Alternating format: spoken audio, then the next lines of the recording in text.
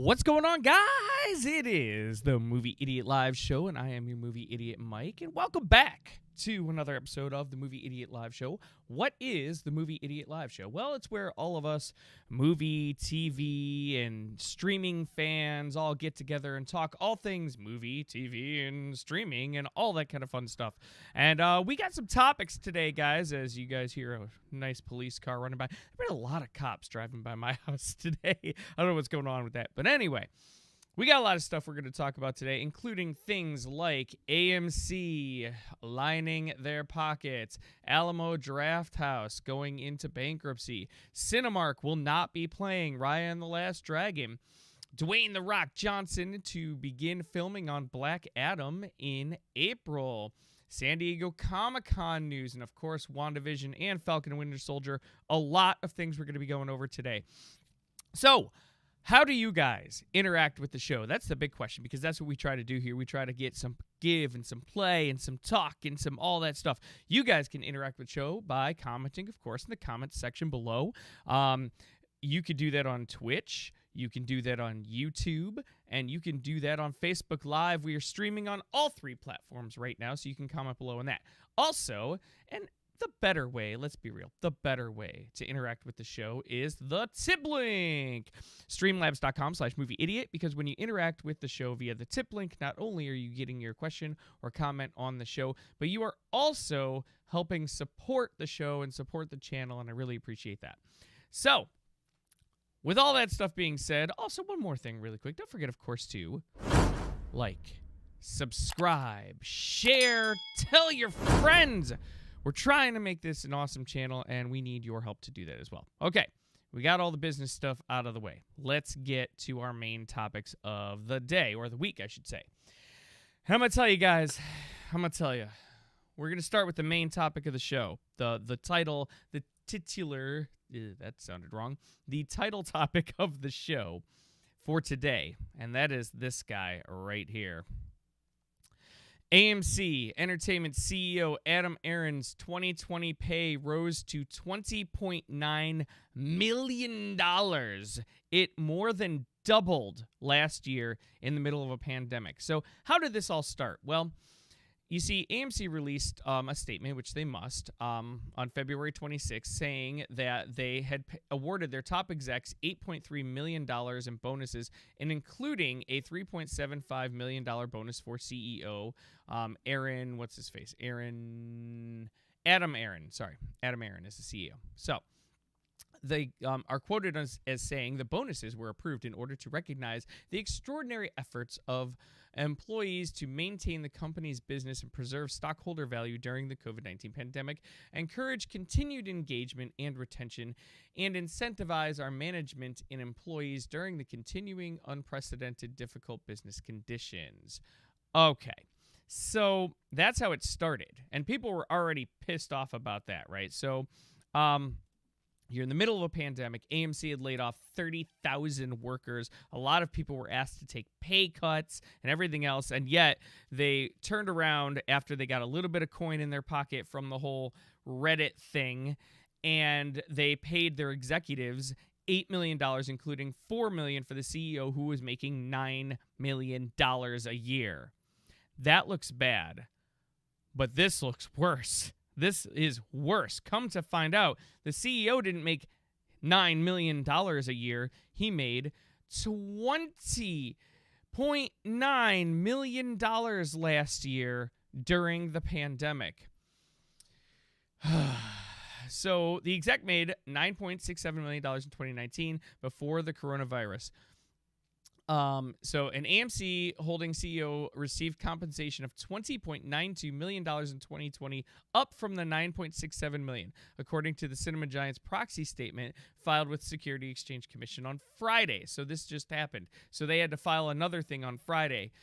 So he took home $14.8 million in stock awards last year, compared to the $6.48 million a year earlier, on top of his base salary of 2021 that amounted to $1.1 million, just down from the $1.25 in 2019. A key driver of his higher pay was a $5 million bonus last year, while Aaron received no bonuses during the previous 2 years from 2018. So this dude wasn't getting bonuses before the pandemic, but then chose to accept bonuses during the pandemic after they laid off 30,000 people. Okay. So, let's keep going. AMC Theaters, the world's largest exhibitor, well, 2020, this is what they said. So, while 2020 was an impressive start and strong January and February box office performance, COVID-19 pandemic presented the company with the greatest obstacle in its 100-year history. So, that's just saying we survived, blah, blah, blah. Okay. AMC Theaters imposed pay. So, here's the other part, right? AMC Theaters imposed pay cuts and furloughs for top management early on during the pandemic to reduce a crash and burn.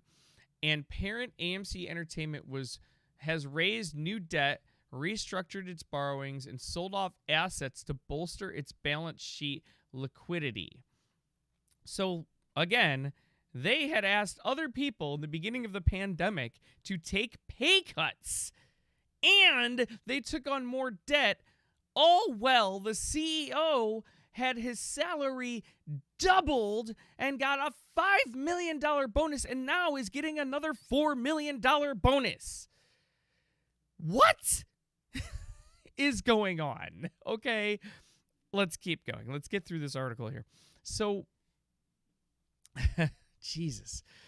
Despite that, COVID-19 hit the company's board of directors, set its executive compensation to retain top management amid the pandemic crisis, recognizing that retention of the company's leadership was one of the most critical issues it faced in confronting the ongoing challenges presented by COVID-19 pandemic. The compensation committee made a number of strategic and extraordinary decisions during 2020. We believe that our exercises of discretion were reasonable and necessary in light of our executive officers' actions in circumventing potential catastrophic outcomes for stockholders, the exhibition giant added. AMC's proxy statement also showed that Craig Ramsey, the former CEO of AMC Entertainment, made $377,200 last year, down from $2.62 million in 2019. New AMC Entertainment CFO Sean Goodman made $4.24 million last year in his first year with the company.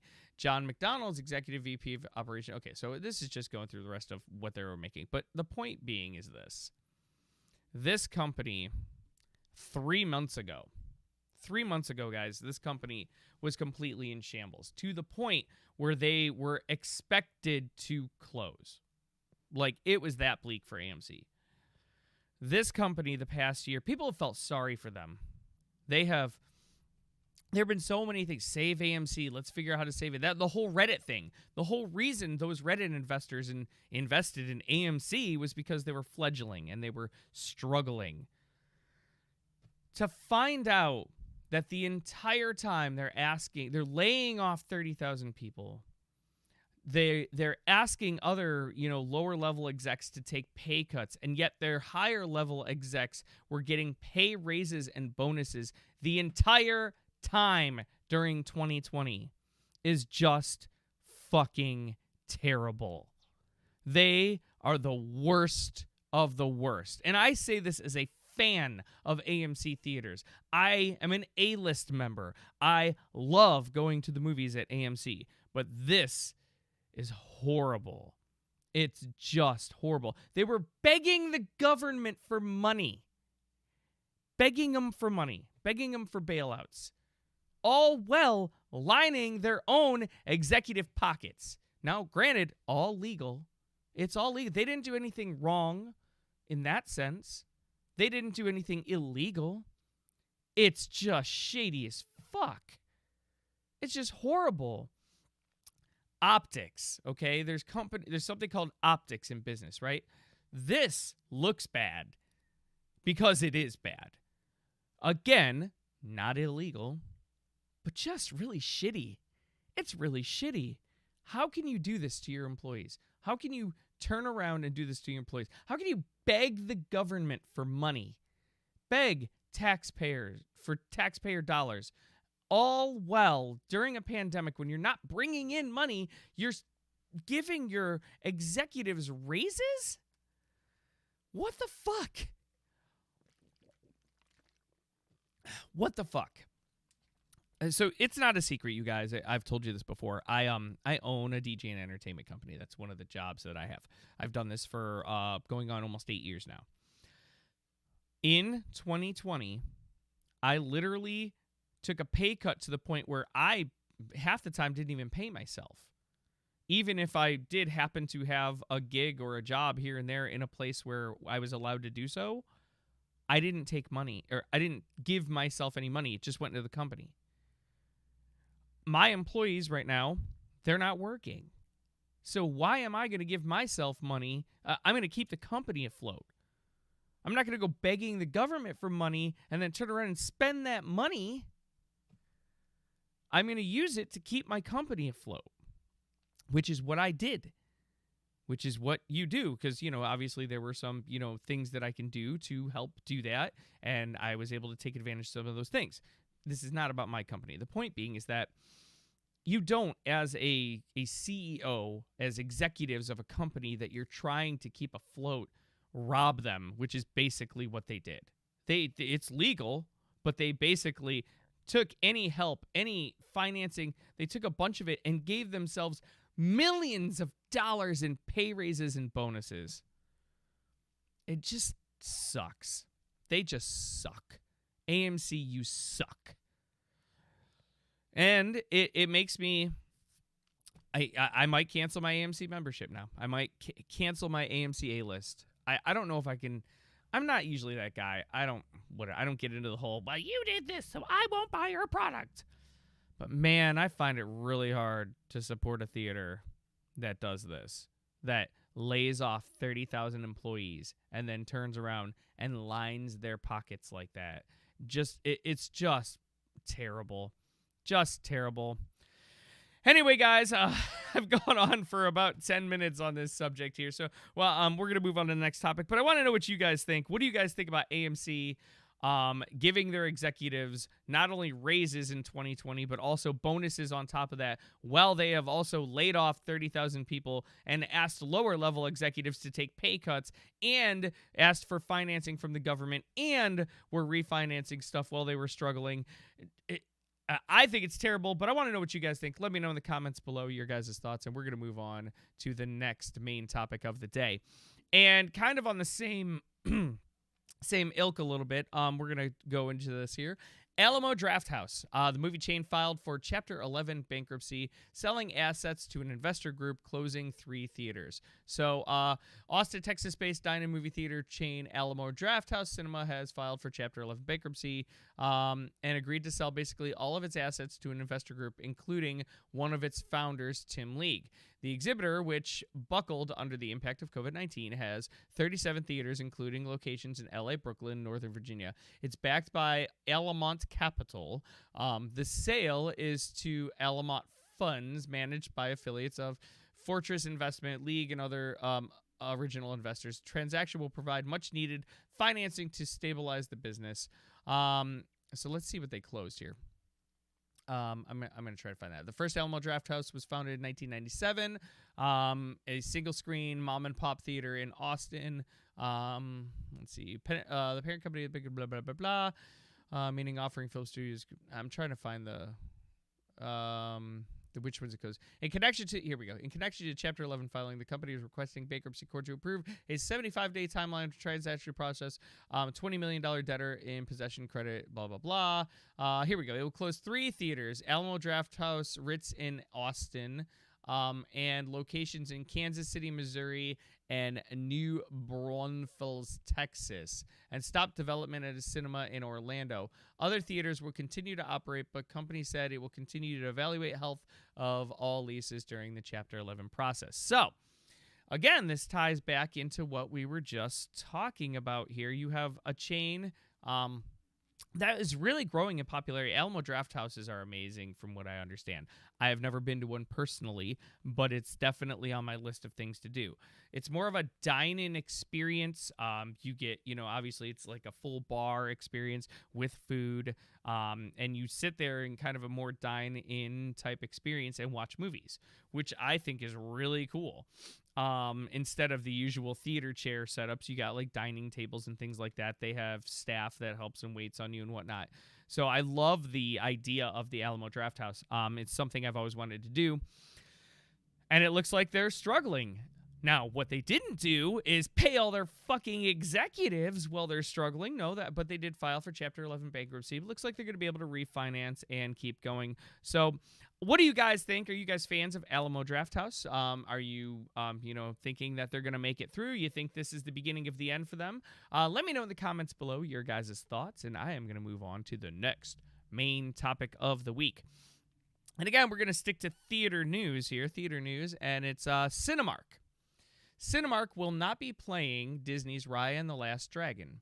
So, and this is a Deadline exclusive. The number 3 U.S. exhibitor, Cinemark, will not be playing Raya and the Last Dragon this coming weekend, as Disney makes the title available in theaters and on a $30 purchase with Disney Plus on March 5th. As the major studios experiment widely with theatrical windows during the pandemic, Raya is a clear case that not all exhibitors will just swallow whatever is thrown at them. I hear that Cinemark isn't the only exhibitor who isn't booking the Don Juan Carlos Estrada directed feature. Harkins and Cineplex in Canada aren't playing Raya either. Note, sometimes these negotiations can sometimes come down to the wire and titles can't appear on marquees. So wait, what happened? How can an exhibitor be cool with Warner Brothers day and date theatrical HBO Max titles and not Disney plus POV title? I have the same question, actually. Essentially, from what I hear from sources, is that Disney remained quite tough on their terms for Raya. If exhibition didn't like the terms, well, then they don't have to play the movie. On the flip side, I hear that Warner Brothers, on their recent HBO Max titles, Wonder Woman, Judas, Black Messiah, Little Things, Tom and Jerry, lowered their rental terms, and hence the reason why more exhibitors took on the titles. So it looks like Disney, for Raya, is basically keeping the same theatrical terms that they would if the movie was not releasing day and date.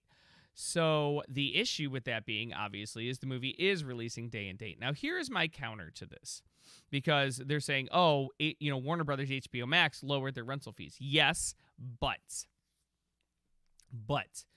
Disney Plus isn't just streaming Raya and the Last Dragon. It's a Disney Plus Premium, which means you would have to pay $30. You would own it. Like, you'd be able to stream it forever, even though they're going to release it regularly anyway at some point. But it's $30. So that's the difference. And that's why I think Disney is holding this line. Do I think it's right? No. Should the theaters get some kind of discount? Yeah. But is that discount, or should that discount be as low as the HBO Max? No, it should not. And that's where I think Disney's trying to hold their line. I think theaters are pushing back a little bit on it. Honestly, although Raya and the Last Dragon looks really cool, I don't have a whole lot of interest in this movie. So, I mean, I don't have enough interest anyway where I'll pay $30, and I honestly don't have enough interest in it where I'm going to go see it in the theater right now. So, I mean, with everything going on, I work 2 jobs, so, like, I'm not going to rush out to the theater to go watch Raya and the Last Dragon. Now, if this was Black Widow, I would be there, but if it was Black Widow, Cinemark would swallow whatever terms Disney gave them because it's Black Widow. And I think that's the difference. I think they're just looking at this like, look, man, like, this movie probably is not going to crush it anyway in theaters, so why should we break our backs to even exhibit it? So, but that's kind of my thoughts on that. What do you guys think? Let me know in the comments below your guys' thoughts, and I'm going to move on to the next main topic of the day. And the next main topic of the day is Dwayne Johnson's Black Adam to start filming next month. So, yeah, here we go. The long-awaited Black Adam movie is about to finally become a reality. Dwayne "The Rock" Johnson has been attached to DC's extended universe and now has signed up to play one of the most eponymous biggest hero's greatest enemies, Black Adam. The idea started as Johnson appearing in the Shazam movie, which starred Zachary Levi, but evolved to a bigger story, which called for his own adventure ahead of their potential big screen crossover. Dwayne Johnson was slated for the role of DC's anti-hero, best known for starring in comic book stories opposite Shazam back in 2014. Yes, people. 2014, so 7 years ago, they announced that Dwayne Johnson was going to play Black Adam. And now, finally, 7 years later, they are going to be filming this movie. So, Black Adam producer and president of production at Johnson's $7 Productions, Hiram Garcia, revealed that they will finally start shooting in April. He also revealed that Black Adam is gearing up to get underway in a location familiar to the team. While speaking about the film, Garcia said, "We're getting started soon. Actually, we begin filming in April. We'll be in Georgia, home away from home. We're really excited, man. We really have everything ramped up. So fired up for this." So finally, guys, it's happening. Black Adam is finally going to be starting. And they call this in the business tangibilization. Finally, because we've known it's been in production forever, right? So this is the tangibilization of the Black Adam movie. It's going to happen. And I got to tell you, I'm excited. I'm ready for this. First of all, I loved Shazam. I thought Shazam was fun. I thought it was a good adventure. I thought it was one of DC's better movies. It did not do all that great in the box office, but the good news for DC was it didn't cost all that much either. So they made a profit. It was a fun, critics liked it. I thought it was pretty good. Now we got Black Adam. I've been excited. I think Dwayne Johnson is born to play this role. I mean, dude, talk about, from my opinion anyway, perfect casting. We don't know because I don't know what the script looks excuse me. I don't know what the script looks like, and I don't know what the director's vision is, but just at first glance, Dwayne Johnson playing Black Adam, sign me up, as I always say. And yeah, man, so that's kind of how I feel about that. I'm excited for this. They're going to start filming in April. We're finally getting some tangible evidence that Black Adam is going to happen. What do you guys think? Let me know in the comments below. Are you excited for Dwayne Johnson to play Black Adam? Or are you not? What do you guys think about that? And I am going to move on to the next main topic of the show. And our next main topic, real simple. So, yes, San Diego Comic-Con will be virtual again in 2021. So, as you guys may know, last year, of course, during 2020, during the pandemic, San Diego's Comic-Con went virtual. To say it had mixed reviews is an understatement. Or an overstatement, I should say. It didn't go well. A lot of people were just like, whatever. DC's fandom event actually went better than Comic-Con last year. As far as the reviews and whatnot of everything that went on. So Comic-Con again this year, they're just not quite ready to do in-person stuff. So they are going to do virtual again for 2021. But there's a little addition to this. So while they are doing virtual for 2021, organizers say that a smaller in-person component is being planned for November. So, yes, San Diego Comic-Con going virtual again in 2021, but in November, they're going to do an in-person thing. So they're planning that. So here we go. For the second year in a row, fans will not be swarming San Diego Convention Center as part of July's annual Comic-Con celebration.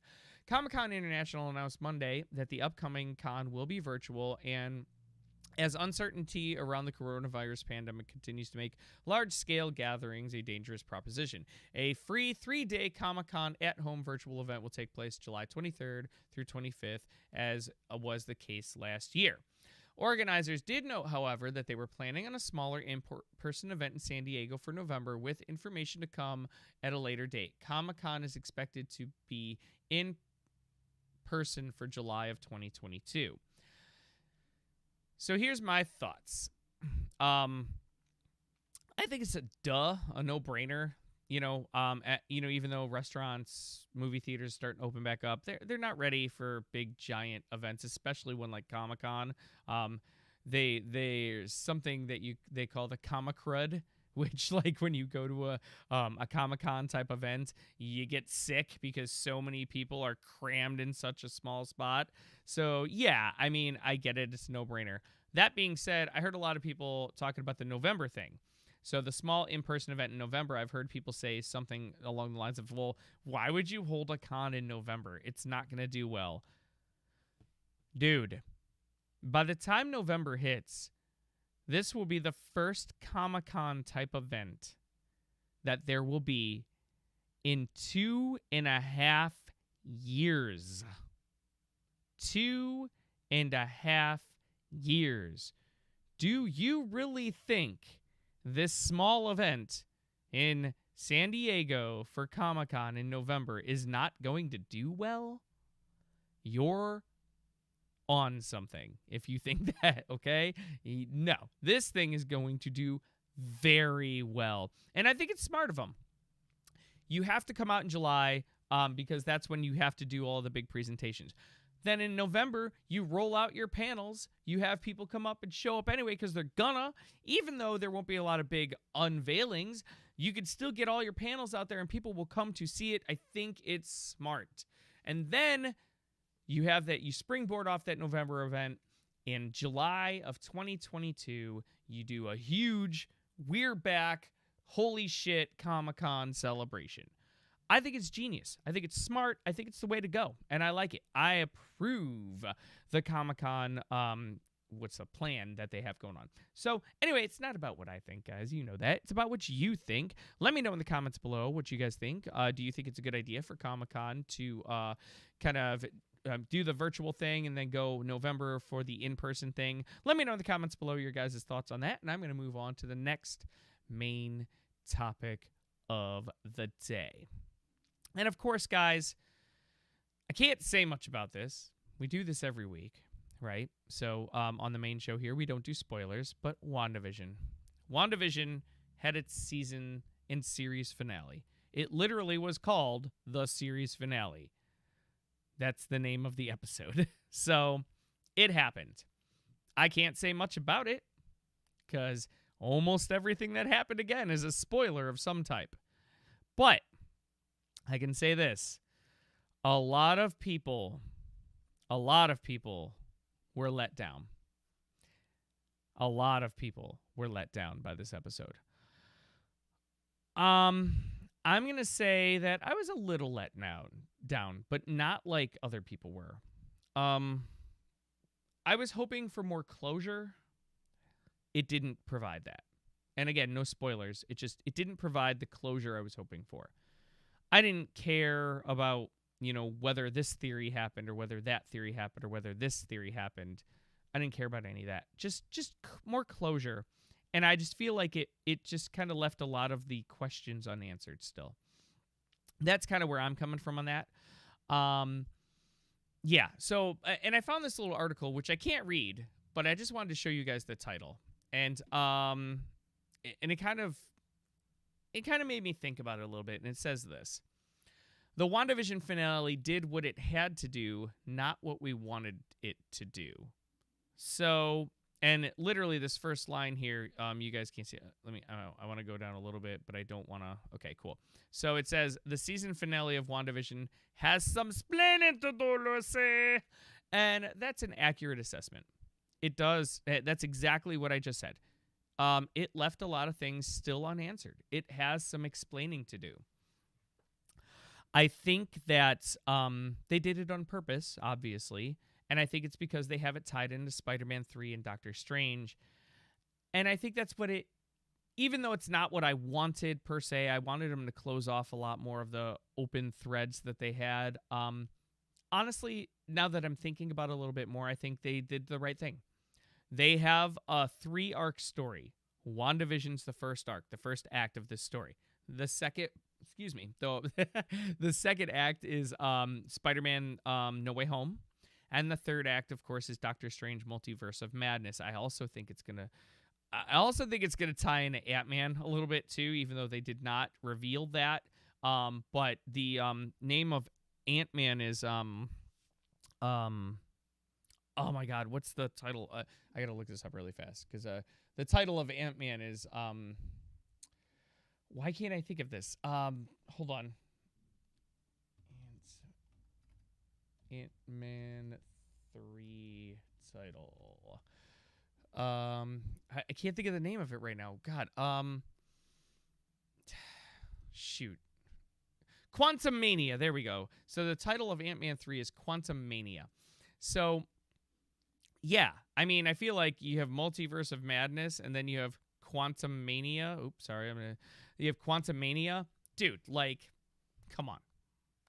It's gonna tie in probably. And so, well, I wish WandaVision would have tied off a lot more of its threads. And again, I'm not going to go into any spoilers because we're doing the spoiler discussion tomorrow at 8 p.m. Central Standard Time right here on the Movie Idiot channel. So Sunday night, 8 p.m. Central Standard Time. Of course, the WandaVision series finale open spoiler discussion. Anyway, even though they didn't tie off all the threads, I do think that that was the right move because this is just the first act. There are at least two more acts to come. And I had to kind of remind myself of that a little bit. That being said, very action-packed, very entertaining. What an amazing job by Elizabeth Olsen again, Paul Bettany. They were awesome. Kathryn Hahn, really awesome. This show, when I first went into it, I had no expectations. It looked like a quirky, weird thing. They were doing this sitcom thing. I mean, if you watch the first 3 episodes, a lot of people checked out after the first 3 episodes and then came back when they found out that it was actually really good. This show far exceeded any expectations that I had for it going in. So with just in that alone, it's a win. It's a win.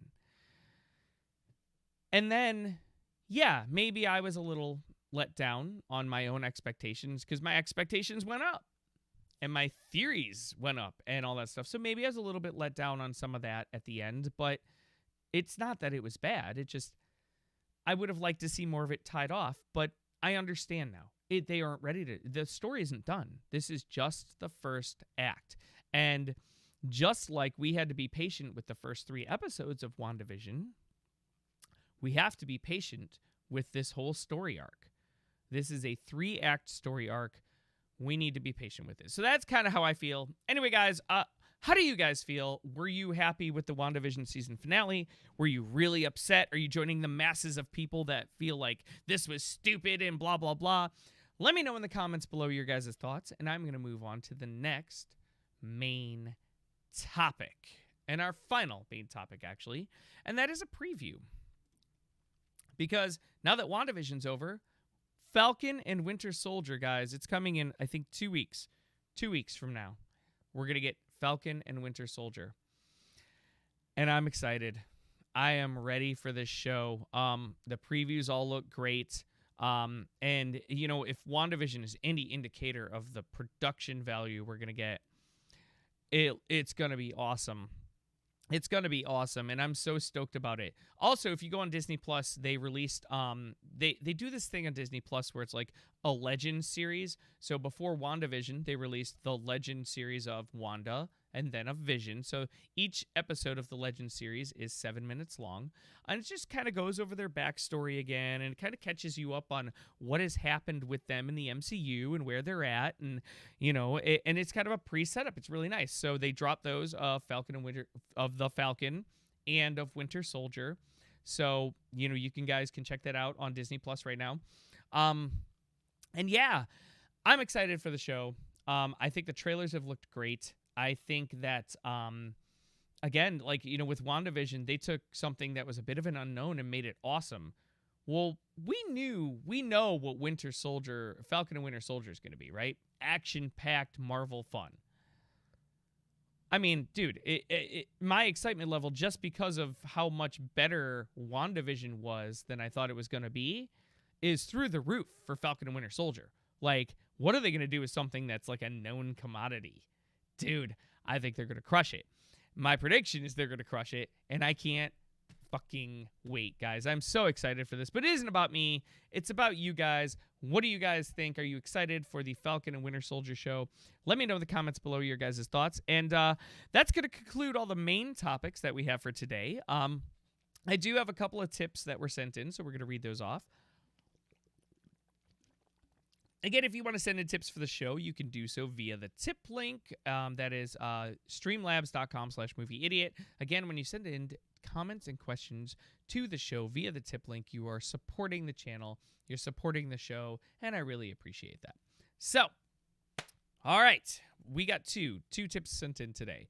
The first one comes from my guy, Del Mackey. This dude is like a machine every week, man. I really appreciate it, Del. Del sends in a tip and says, "Hey, Mike, I'll save my WandaVision thoughts for the spoiler discussion, although I will say, what a ride it was." I'm going to stop right there. Yeah, dude, that was such a great ride, man. What an awesome adventure. The acting was so great. The writing was so great. The direction was so great. Just in a far better show than I ever would have thought it would have been going into it. So anyway, that being said, what AMC has done is reprehensible. What an awful company. It's sad because I love the movie experience at AMC. Dude, that's exactly how I feel. That's exactly how I feel. I love the AMC movie going experience, and chances are I'm probably not going to cancel my A-list membership. I should, and I'm thinking about it because of the way they've treated their employees, but chances are I probably won't. But man, what AMC did to their employees and giving your CEO and chief executive officers raises and bonuses during a pandemic when your theaters are shut down, when you've laid off 30,000 people, is just asinine. It's just the shittiest thing you can possibly do. And it just sucks. And yeah, Del, I agree with you. It is really sad. But yes, I also love the movie theater going experience at AMC. So chances are I will probably keep going. But right now I'm in no rush.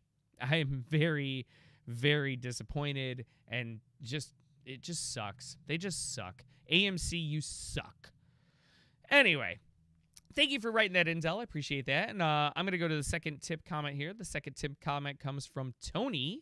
And Tony says, AMC is just the worst. What a horrible way to treat your employees. And to think people felt sorry for them. I wonder if some of those Reddit investors regret investing now.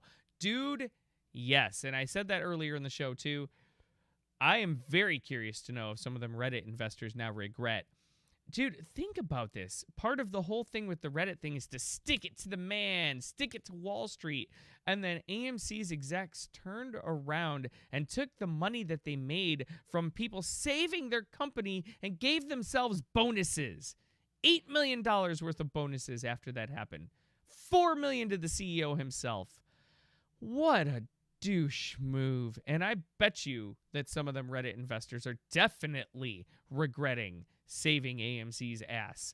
I fully think that that's probably a thing. God, they just suck. Again, I can only ramble on so long, of course, on how much AMC sucks, but they really do suck. It's just a terrible, terrible thing to do. And I'm so disappointed. And again, because it's also a company that I like. It's a movie-going experience that I like. And just to see what they did, just reprehensible. And I say this as somebody who used to work for a movie theater. So as somebody, a former employee for a movie theater chain, man, if I worked there and I was laid off and I found out this shit happened, I would be furious. Just furious. And I can't even imagine what those workers feel like right now. Having been laid off, they either had to go find another job, maybe they don't even have another job yet, and yet here's AMC executives not only giving themselves a bonus right now, but have basically been giving themselves raises and bonuses throughout the pandemic. That's the worst part, in my opinion. Just terrible. Just terrible. Again, how can you do that? How can you...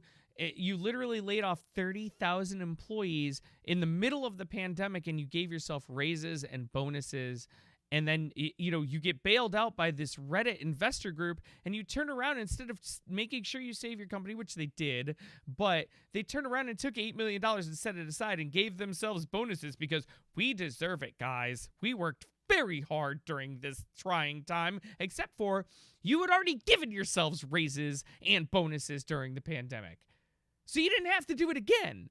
It's so small-minded, and it's so greedy, and it's so bad. The optics are so bad. And again, if I'm one of those 30,000 people that got laid off, I would be furious right now about that. So anyway, that's my thoughts. And I want to thank Del Mackey for chiming in. I want to thank Tony for chiming in. Appreciate you guys both tipping. And again, the WandaVision open spoiler discussion will be tomorrow, Sunday night, 8 p.m. Central Standard Time. We're going to be doing that, so make sure you guys tune in for that as well. That's going to do it for today's Movie Idiot Live show.